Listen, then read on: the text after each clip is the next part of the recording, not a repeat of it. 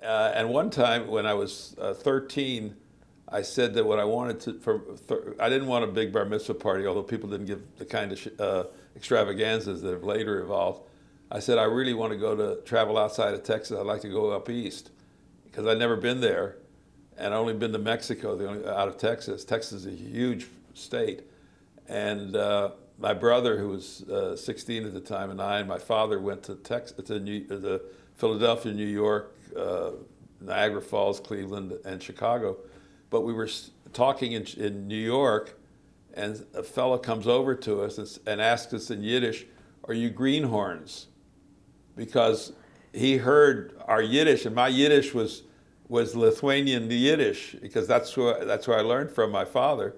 And the three of us were talking, and he heard it, and he figured that, American boys aren't going to be speaking Yiddish, they're going to be speaking English. I mean, I think that's what it must have gone through his mind. So my father played him along and said, yes, we've just gotten off the boat and so forth. So that was sort of fun that our Yiddish still passed as being old country.